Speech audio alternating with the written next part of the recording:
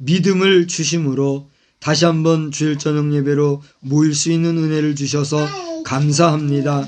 오늘 2020년도 대림절 세 번째 주일을 당하여 새벽 미명 시간부터 이 황혼의 시간에 이르기까지 하나님의 말씀을 듣고 묵상하고 경청하며 또 찬송하고 휴식하고 또 사랑하는 가족들과 또 나눔을 가지는 아름다운 안식의 날을 허락해 주신 하나님 앞에 감사를 드리오며 오늘 이 저녁 시간에도 우리에게 주신 말씀을 저희들이 대할 때에 하나님께서 우리를 사랑하시되 얼마나 사랑하셨으며 우리는 어떠한 나라의 백성들인지를 다시 한번 깨닫고 그 나라의 백성으로 온전히 살아가기에 부족함이 없는 삶을 살도록 결단하고 또한 경주해가는 우리의 건강한 삶이 되게 하여 주시옵소서. 예수님의 이름으로 감사하며 기도드리옵나이다. 아멘. 우리 한번 성도 간에 인사 한 번만 더 해보십시다. 할렐루야. 할렐루야. 할렐루야. 할렐루야. 네. 하나님께서 우리 어린 꼬마들과 또 엄마 아빠 그리고 우리 모든 할아버지 할머니 등 이 땅에 살아가는 우리 모든 사람들에게 크신 은혜로 만복으로 충만하게 해주시기를 우리 주님의 이름으로 축원합니다. 오늘 저녁 말씀은 우리가 낮 시간에 보았던 본문 요한일서 3장 10절로 24절까지의 말씀 중에서 21절과 22절을 반복해서 읽으면서 본문을 삼고 또 낮 시간에 다 말씀 나누지 못했던 말씀을 이어서 좀 더 나누고자 합니다. 여러분 앞에 한 번 물을 테니까 큰 소리로 한 번만에 대답을 해보세요. 오늘 낮 시간에 설교 제목이 무엇이었습니까? 천국신앙? 그렇습니다. 천국신앙이 아니고 천국신앙. 물음표가 아니라 뭐예요? 느낌표. 애매하게 몰라서 묻는 것보다는 분명하고 확실하게 느낌표로 대답할 수 있는 천국 시민으로서 천국 백성으로서 천국 신앙인의 삶을 온전히 경주하시는 그런 저와 여러분이 다 되시기를 주의 이름으로 축원합니다. 그러면 오늘 이 저녁 시간에는 그런 천국 신앙인 우리가 어떠한 삶을 살아야 되겠느냐? 천국 신앙들의 삶은 도대체 어떠해야 되겠느냐? 어떻게 하라고 하나님은 우리에게 말씀하셨느냐? 이 추운데도 파리가 와서 다 싹싹 빌고 같이 예배 드리려고 그러네. 파리는 반갑지 않지만 그래도 생명을 함부로 우리 하지 맙시다. 천국 신앙인들의 삶은 어떻게 해야 되겠느냐? 자, 이제 여러분이 한번 대답할 시간을 먼저 드릴게요. 천국 신앙인들의 삶은 어떠해야 될까요? 오늘 본문만 여러분 충실히 정말 정성껏 읽었으면 쉽게 대답할 수 있어요. 내가 5초 드릴게요. 천국 신앙인들의 삶은 어떠해야 될까요? 하나님 앞에서 담대요. 따라서 합시다. 서로 사랑하며 살아야 합니다. 서로 사랑하며 살아요. 누가 11절 한번 읽어보실래요? 우리는 서로 사랑할지니 이는 너희가 처음부터 들은 소식이라. 그래요. 우리가 어떻게 하면 살아야 된다고요? 사랑하며 살아야 된다. 우리가 사랑하면서 살아야 된다는 것은 처음부터 들은 소식이야. 하나님이 우리에게 전해주신 예수님을 이 세상에 보내주신 하나님이 독생자를 이 땅에 보내주신 그 이유 그 첫 이야기가 뭐다고요? 우리가 서로 사랑하며 살아가는 것. 그게 뭐다? 천국인들의 삶이다. 오늘 성경은 우리에게 그렇게 이야기하고 있다는 겁니다. 여러분 지금 보다시피 11절을 보니까 서로 사랑하라는 거예요. 그런데 거기 보니까 12절에 가인같이는 하지 마라. 그는 누구예요? 악한 자에게 가인은 악한 자에게 속하여 그 아우를 죽였으니 어떤 이유로 죽였느냐? 자기 행위는 악하고 그의 아우의 행위는 의로움이라 그랬어요. 그렇다라 그러면 의로움이라고 하는 것은 어디서 나느냐 하는 거예요. 자, 가인이 동생을 죽인 것은 그는 악하고 동생은 의롭기 때문이라 그랬는데 그가 동생을 그렇게 시기하고 질투하고 악한 마음을 가지고 살인까지 하게 된 것은 그에게 동생을 어떻게 하는 마음이 없었기 때문에 사랑하기. 사랑하는 마음이 없었기 때문에 만약에 그에게 사랑하는 마음이 있었다면 그도 아벨과 같이 어떠한 사람이 되었을까요? 선한 악한 사람이 아니라 의로운 사람이 되었겠죠. 그러면 결론은 뭡니까? 사람이 의롭게 된다는 것은 그 마음이 무엇을 가질 때에? 사랑하는 마음을 가질 때에. 아멘? 아멘. 여러분 한번 좌우에 계신 분에게 이렇게 이야기해 봅시다. 한번 쳐다보면서 얘기하세요. 사랑하십니까? 사랑하십니까? 우리 보통 설교하면서 사랑합니다 이렇게 말하게 하잖아요. 근데 다시 한번 제가 물어볼게요. 사랑하십니까? 사랑하십니까? 이제 대답을 해보세요. 네, 사랑합니다. 그래요. 우리는 나를 사랑하는가 물었을 때 사랑한다고 답을 받을 수 있는, 이건 무슨 얘기예요? 내가 누구에게 물었다고 하는 것은 누군가 나에게 물어볼 수도 있는 거예요. 그죠? 내가 당신 나 사랑해? 라고 묻기만 한다면 그것같이 답답한 노릇도 없겠죠. 누군가 나에게 당신 나 사랑해? 라고 물어줄 수 있다면 우리는 거기에 대답할 말 뭐라고요? 그래, 사랑합니다. 나는 너를 사랑해. 그런 사랑의 마음이 우리에게 늘 충만하시기를 주의 이름으로 축원합니다. 목사님 하임 목사님도 어지간히 찾아요. 목사님은 다른 사람 사랑하십니까? 목사님은 얼마나 다른 사람 사랑하십니까? 저는 뭐라고 대답할 것 같아요? 여러분의 판단에 맡길게요. 저는 지금까지 살아가면서 정말 하고 싶은 말이 참 많아요. 제가 이야기 신학이라고 해서 돌아가신 고 이상훈 교수님께 알게 모르게 참 큰 사랑을 받았어요. 저 그분을 만난 것은 제가 고등학교 시절 수정동 교회에서 교육위원회에서 헌신 예배 드릴 때 이상훈 교수님을 초청해서 주일 저녁 예배였던 걸로 알아요. 이제 그 교육위원회 활동을 여러 가지 며칠 동안 하는 가운데 특별 강사로 주일 저녁 예배에 그분이 서셨던 걸로 알아요. 그 전에도 아마 어디서 만난지 몰랐으나 그분을 뵀는데 그때는 이제 다시 본 입장이기 때문에 더 뭐라 그럴까요? 낯설지 않았죠. 근데 그 당시에 설교가 무슨 내용이었는지, 그 당시에 어떤 내용을 다뤘는지 전혀 저는 지금 잘 모르겠어요. 다만 제가 기억하는 것은 그때의 하나님의 말씀을 주실 때의 그 말씀의 그 도성인신이라 그러죠.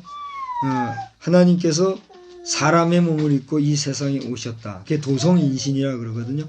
그것은 신의 인격화되어지는 인격체질화되어지는 신비한 현상이거든요. 그와 같은 것은 아니지만 정말 그 말씀이 내 속에 들어와서 내 마음을 역동시키고 내 영혼을 움직이고 동력화시키는 놀라운 신비한 은혜를 체험했어요. 그래서 이제 예배를 마치고 예배 마치고 쭉 나가시잖아요. 나가서 인사도 하고 싶고 어떻게 좀 아는 체도 하고 싶고 그랬는데 그럴 수가 있어요? 거기 뭐 장로님들도 있고 어른들이 많고 주일 저녁은 주로 어른들이 중심이 돼서 예배 드리잖아요. 뭐 청년 학생들도 다 참석하지만 이제 학생의 입장에서 그분을 뵙는다는 건 쉬운 일이 아니었잖아요. 그래서 뭐 그냥 꿀 먹은 벙어리처럼 가슴에 두고 이렇게 하고 있었죠. 그러던 이후에 여러 절차를 따라서 이제 제가 서울신대를 간 거 아닙니까? 그 당시에 이제 교수님이 그 학장으로 이렇게 계셨던 그런 상황이었죠. 그래서 이제 그분의 필수 과목으로 또 선택 과목으로 이런 여러 가지들을 배우고 또 경험하고 그러던 가운데 또 어째서 그랬는지는 지금도 저는 잘 모르겠어요. 결혼을 우리가 주례를 요청을 했을 때 정말 쉽지 않은, 그 당시에는 또 대학원장으로서 뭐 졸업심사라든가 논문심사 이런 것들 때문에 시간 낼 수 없는 그런 상황인데 제가 그렇다고 교수님하고 뭐 엄청난 관계가 있었던 것도 아니고 그런데 제가 주례를 요청했을 때 선뜻 대답을 못 하셨어요. 처음에.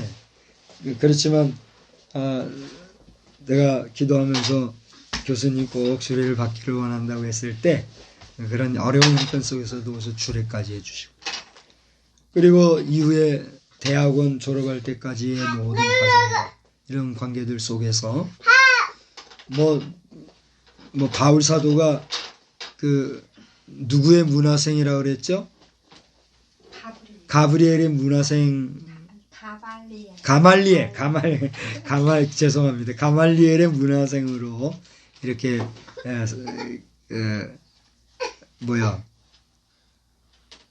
이 훈련을 받았던 그런 것 같지는 아니하지만 사랑을 많이 받았던 그런 기억이 있습니다. 근데 제가 뭐 쓸데없을지 모르지만 이런 이야기를 하게 된 것은 바로 이 요한이라고 하는 사도가, 오늘 이 요한일서는 사도 요한이 쓴 서신서 아닙니까?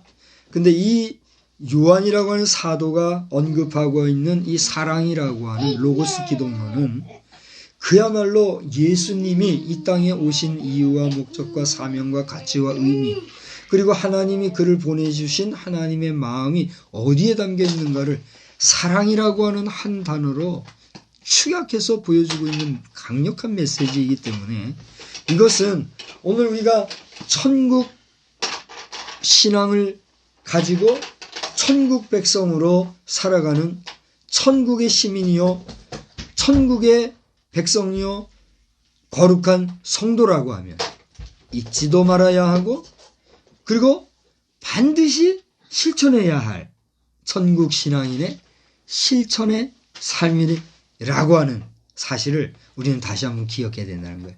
그래서 이상훈 교수님이 증거했던 증거의 핵심적인 내용은 뭐냐면 바로 예수 이야기, 그리고 그 예수 그리스도가 보여주신 사랑의 이야기, 그리고 그 사랑을 통해서 우리를 구원하신 하나님의 구원의 이야기를 우리에게 증거해 주셨고, 오늘 그런 면에서 성탄절을 준비하는 우리는 바로 그런 맥락 속에서 하나님을 사랑하고 또 하나님이 우리에게 보여주신 그 사랑을 기억하며 감사하며 실천하며 살아가는, 여기에 성탄절을 대망하는 이유가 또한 있다는 사실을 우리는 다시 한번 기억해야 되겠다 하는 것입니다. 자, 그래서 오늘 서로 사랑하는 것이 바로 의로움의 근원이라고 우리가 생각을 하게 되었는데, 그러면 역으로 사랑하지 않는 자는 어떠한 형편에 속하여 있는가? 14절을 누가 한번 읽어보실래요? 우리는 형제를 사랑함으로 사망에서 옮겨 생명으로 들어간 줄을 알거니와 사랑하지 아니하는 자는 사망에 머물러 있느니라. 그렇습니다. 사랑하지 않는 자는 지금 어디에 있다고요? 사망 중에 있다는 거예요. 그러니까 우리가 살았다고 하나 그는 어떠한 가운데 있다고요? 죽은 가운데 있다는 거예요. 여러분의 삶이 누군가를 사랑함으로써 천국의 삶을 살고 있습니까? 아니면 사랑하지 않냐고 미워하고 증오하고 용서하지 않으므로 지옥 같은, 죽음과 같은 삶 속에 지금 살아가고 있습니다. 지금 우리가 지옥 가운데 있다고 하면 이 지옥에서 벗어날 수 있는 기회가 있는데, 우리에게는 지금 무엇이 있기 때문에?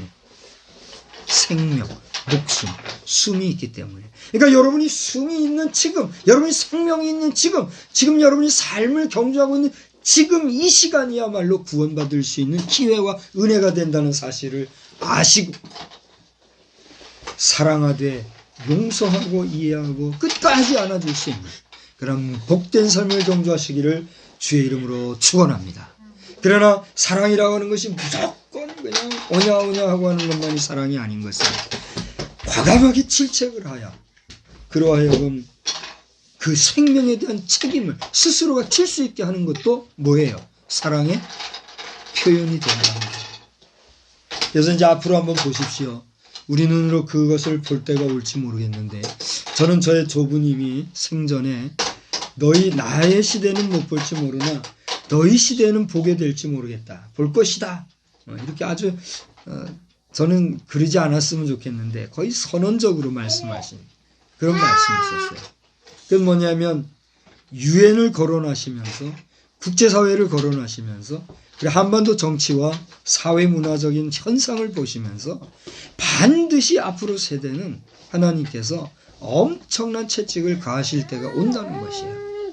그 얘기를 들을 때 저는 손자로서 좀 두려웠어요. 많이 두려웠고 그런 말씀을 하지 않았으면 좋겠는데 그래도 건의도 했어요. 너무 그렇게 하지 마세요. 그렇게까지 제가 했어요. 얼마나 우스웠겠어요.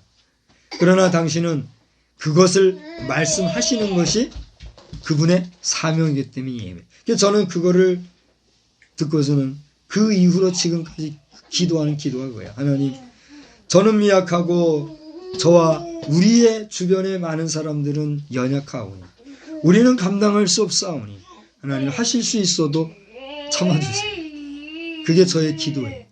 난 지금까지 기도해왔어. 근데 이제는 지금 돌아가는 상황을 보니까 불가피하다는 거예요. 불가피하다는 건 뭐예요? 할아버님의 예언과 같은 그 말씀이 이루어질 때가 반드시 이루어질 때가 온다는 사실을 인정할 수밖에 없겠더라는 얘기죠. 우리 자신, 자 보세요. 저를 보세요.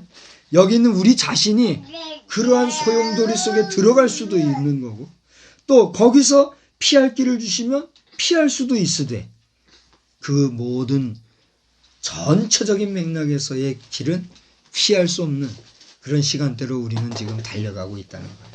너무 거짓과 속임수와 술수와 권모, 모략 이것들이 너무너무 많은 것 같아요.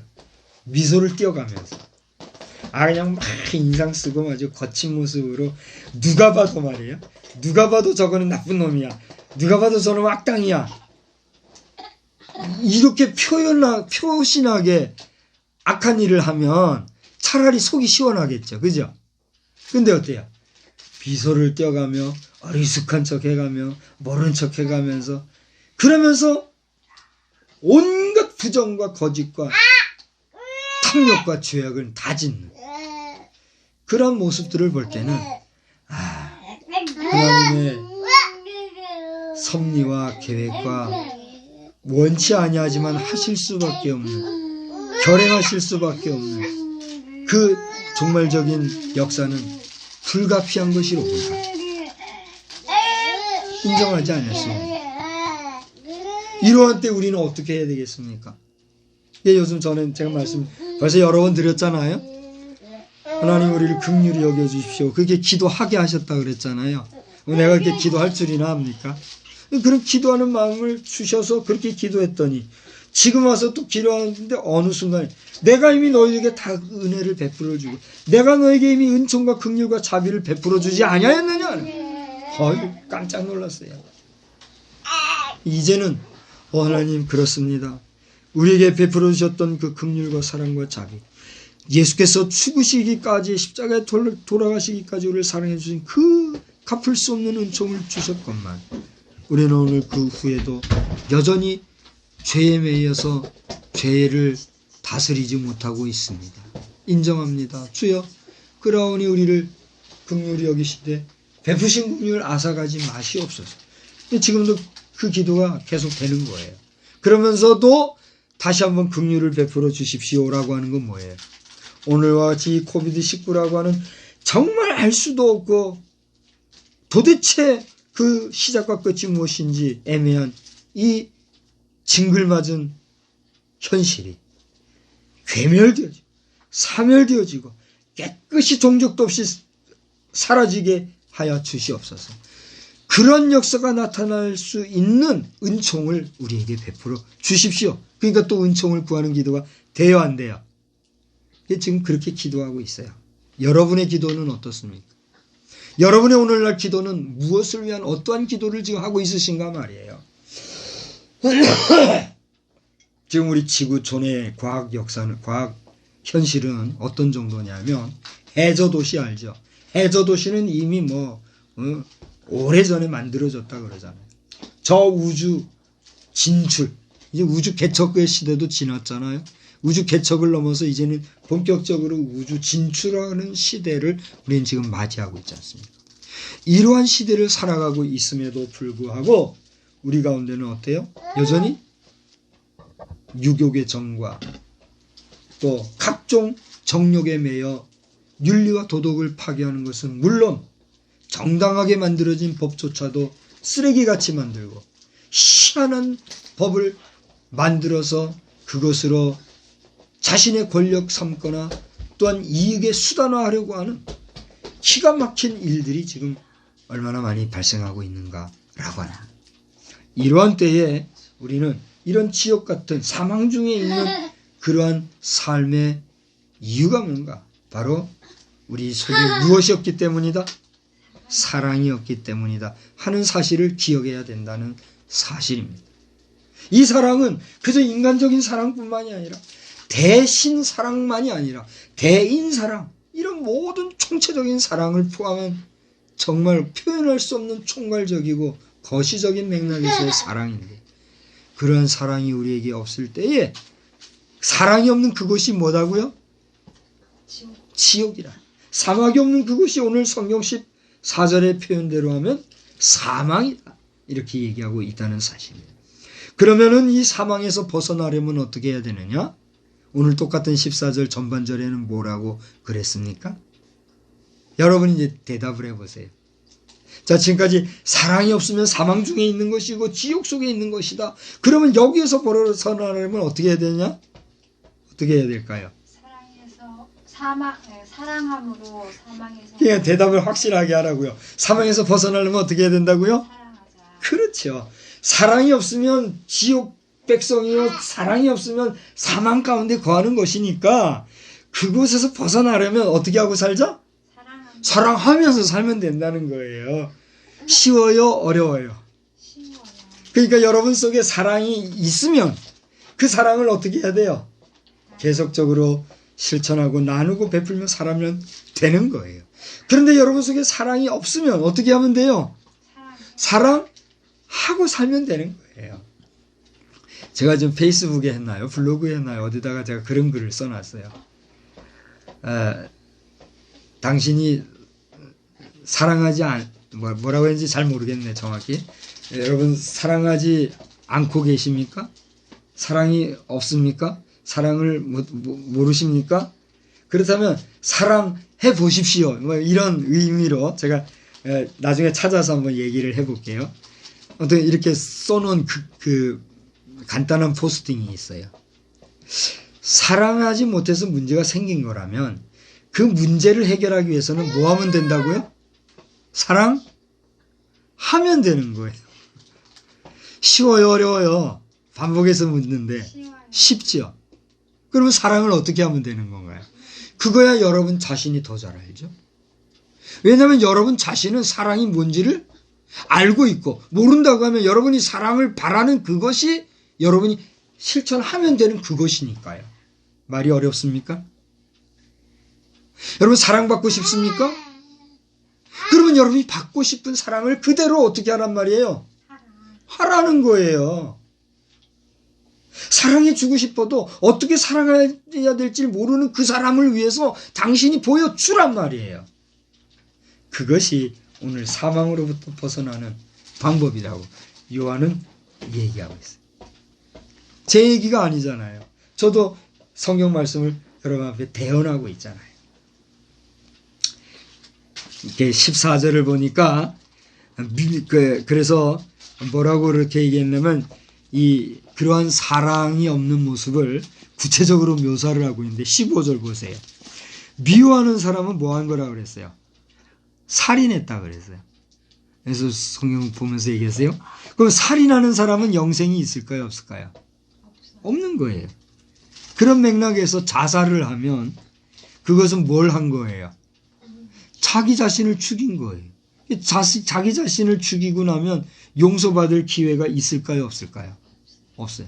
우리가 이 정서적인 면에서나 모든 그 인간의 연약성 안에서의 희망사항을 따라서 그래도 선하게 살고 착하게 살던 사람이 자살로 생을 마친 것을 안타깝게 여기면서 그래도 하나님이 저 사람은 용서해 주시겠지 이런 얘기를 하잖아요. 저도 그런 마음이 들 때도 없잖아 있거든요. 근데 성경의 논리와 원리를 따지고 보면 그에게는 미안하지만 용서받을 기회가 있을까요? 없을까요? 없다는 게 문제예요. 우리나라가 미안한 얘기지만 여러 가지 면에서 잘하는 쪽으로 1등 국가이기도 하지만 못하는 곳으로부터 2등 국가인 예가 하나 있는데 그게 뭐예요? 우리나라가 세계 몇십 개 국가 중에서 또 특히 OECD 국가 중에서 최소한 자살 국가 2위래요. 1위 국가가 어딘지 혹시들 아세요? 잘 모르겠어요. 우리나라가 2위래요. 2위면 잘하는 거예요? 못하는 거예요? 잘하는 거죠. 잘하는 편에 들어가자는 거예요. 뭘 잘한다고요? 자살. 살인을 잘한다는 거예요. 자살도 살인이니까. 그러면 뭡니까? 직접 자살을 하지 아니할지라도 살인 방조죄나 살인을 유발하는 죄, 이런 죄는 있을까요? 없을까요? 있는 거예요. 그럼 많은 경우에 살인 소식이 있는데 그 살인을 뒤에서 배후에서 조종하고 살인을 사주하고 살인을 방조하고 살인을 유발하는 그런 죄악들이 있을까요? 없을까요? 있다는 얘기예요. 저는 오늘 주의 이름으로 얘기합니다. 타자를 살인하게 만드는 사단의 자식들, 저주의 자식들 회개하고 이제라도 자신의 영혼을 구원하시기를 바랍니다. 오늘 박성수 목사가 하나님의 말씀을 근거로 다른 사람의 생명을 비겁하게 직접 죽이지도 않으면서 자살하게 함으로써 살인하는 그 저주의 자식들, 하나님은 자살한 사람도 용서하지 않지만 자살하게 한 그 사람은 더 크나큰 죄악으로 심판하실 것을 기억하시기 바랍니다. 저는 제사장의 그 역할을 맡은 목회자이기 때문에 하나님께서 제사장에게 보여주신 축복하고 저주하지 말라고 하는 말씀을 준행할 의무가 있어서 저주의 권은 행사하지 않으려고 합니다. 최대한 저주는 하지 않아요. 축복을 하려고 해요. 그러나 축복을 할지라도 그 축복을 받지 않으면 그것은 뭐가 될까요? 그 사람에게 복이 임하지 않을 뿐더러 역설적으로 그것은 저주가 임할 수밖에 없다는 거예요. 왜? 하나님은 부족하지만 나를 그러한 축복과 저주권을 주셨다는 사실이에요. 이 때문에 오늘 목회자라고 부름을 받았다 해도 내가 목사라고 해가지고 거들먹거리고 교만하게 행하지 마시기 바랍니다. 하나님은 형식적이고 감투 쓰여진 목회자를 목회자로 하지 아니하고 하나님이 사용하는 자를 목회자로 한다는 사실을 기억하시고, 특별히 오늘날 공교회에 계신 여러분, 공교회를 당당하게 제도권 안에서 지금 사역을 감당하고 계신 여러분, 저도 그 안에 있었으나 지금은 공교회에서 잠깐 벗어나서 무임으로 있잖아요. 그러니까 제도권에서는 조금 벗어나 있지만 그래도 제도권에 있는 저를 포함한 우리 모든 공교회 사역자들 정말 하나님 앞에 두려워해야 할 것이고, 고대 자살한 사람들은 용서받지 못할 뿐만이 아니라 자살하게 만든 사람은 더 큰 죄를 받을 것이라는 것처럼 오늘날 성도들을 포함한 모든 믿음의 사람들이 하나님 앞에 심판대 앞에 섰을 때 재판을 받을 것인데, 우리 목회자로 세움을 받은 사람들은 뭐라 그래요? 책임을 더 물으신다는 사실은 성경의 논리라는 사실을 우리는 다 알고 있지 않습니까? 그렇기 때문에 우리는 더욱더 깨어 경성하면서 사랑하지 못하고 살았다고 하면 어떻게 해야 될까요? 앞으로 사랑하면서 살아가야 될 줄 믿으시기를 바랍니다. 이것은 목회자뿐만이 아니에요. 오늘 여기 있는 우리 모두 여러분 생각을 해보세요. 엄마가 우리 자식을 사랑하고 정말 애정을 다해서 키우잖아요. 근데 이 자식들이 좀 마음에 안 들고 찡찡거리고 그렇게 한다 해가지고 그 아이에게 아주 그냥 미워하는 마음을 가졌어요. 그것은 이미 그 아이를 뭐한 것과 같다는 거예요. 죽인 것과 똑같은 거라요. 우리 마음속에 자식을 키울 때나 또 이웃을 대할 때에 그런 미워하는 마음을 가지면 될까요? 안 될까요? 오늘 설교하면서 제 자신이 돌아보게 되었어요. 야, 박 목사 너 이렇게 설교하면서 너는 잘하니? 제가 제 자신에게 물어보는 거예요. 가만히 돌아보니까 제가 그게 완벽하지 못하니까 아마 이런 설교를 하면서 제 자신을 돌아보게 하시는 것 같아요. 그래서 저도 의도적으로 누군가를 미워하거나 싫어하려고 하지 아니하지만 그럼에도 불구하고 내 의지와 무관하게 다른 사람을 미워할 때가 있다는 얘기예요? 없다는 얘기예요? 나는 없다고 생각을 한 거예요? 나는 아니야. 난 당당해. 라고 생각해 왔는데 성령께서는 아니야. 너도 여기서 벗어날 수 없어. 저를 지적하시는 것 같아요. 그래서 아무 생각 없이 지금 설교하는데 오늘 설교하면서 그 깨닫게 해주신 것 같아요. 야, 목사가 이러니 우리 평신도들은 어떨까? 물론 목사들보다 더 나은 평신도들도 있어요. 있으나 우리가 직제적인 면에서 그렇다는 얘기예요. 오늘 저는 부평 감리교회 당회에 하는 모습을 보면서 참 많은 깨달음이 있었어요. 우리 존경하는 홍은파 목사님이신가요? 홍은파 목사님이 4대 담임으로서 그 교회의 그 어떤 정서적인 면을 어떻게 만드셨는가 하는 게 충분히 느껴지더라고요.